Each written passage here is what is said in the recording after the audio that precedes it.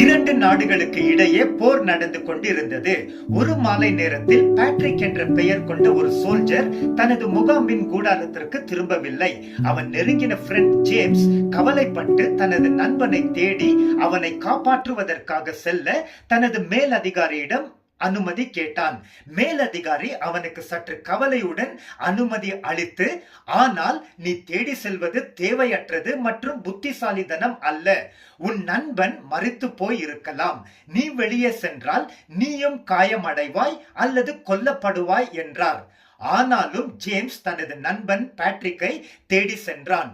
James எதிரிகளால் தாக்கப்பட்டு சில காயங்கள் அவனுக்கு உண்டானது. சில மணி நேரங்களுக்கு பிறகு இறந்து போன பேட்ரிக்கை கஷ்டத்துடன் சுமந்து கொண்டு ஜேம்ஸ் திரும்பி வந்தான்.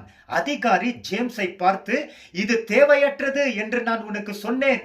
பார், உன் நண்பன் இறந்து விட்டான். நீ பயங்கரமாக காயமடைந்திருக்கிறாய் என்றார். ஆனால் நான் செய்தது மதிப்பு கூறியது என்று ஜேம்ஸ் சொன்னான். இது எப்படி மதிப்பு கூறியது என்று அதிகாரி கேட்டார்.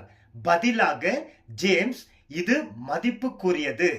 ஏனென்றால் நான் பேட்ரிக்கிடம் சென்ற போது அவன் இன்னும் உயிருடன் இருந்தான்.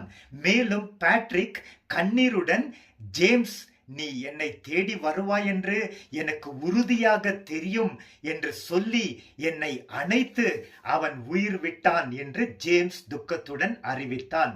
ஜேம்ஸ் நட்பை மதிப்பிட்டான். இது தியாகத்தை மதிப்பு மிக்கதாக மாற்றியது. பிரியமானவரே, உள்ளத்தை தொடும் சம்பவமாக இருக்கிறது. இதை சிந்திக்கும் போது ஆண்டவராகிய இயேசு கிறிஸ்து நம் நினைவிற்கு வருகிறார். அவர் நம்மை நேசிக்கும் உண்மையான, நம்பக்கூடிய, நிரந்தர உயிர் நண்பனாக இருக்கிறார்.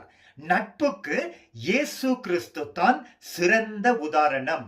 நண்பன் எல்லா காலத்திலும் நேசிப்பான் என்று நீதிமொழிகள் 17:17 வாசிக்கிறோம். நம் சிநேகிதன் இயேசு கிறிஸ்து நம்மை எப்போதும் நேசிக்கிறார்.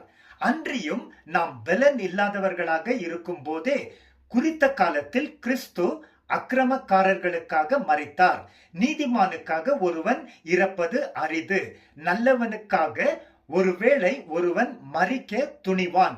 நாம் பாவிகளாக இருக்கும் போது கிறிஸ்து நமக்காக மரித்ததினாலே தேவன் நம்மேல் வைத்த அவரது அன்பை நிரூபிக்கிறார்.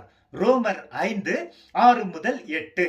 பிரியமானவரே, நம்முடைய குட் ஃப்ரெண்ட் ஜீசஸ் அவருக்கு ஏற்ற ஃப்ரெண்ட்ஸ்களாக நாம் தொடர்ந்து வாழ்ந்து அவரை சந்தோஷப்படுத்துவோம். ஆமென்.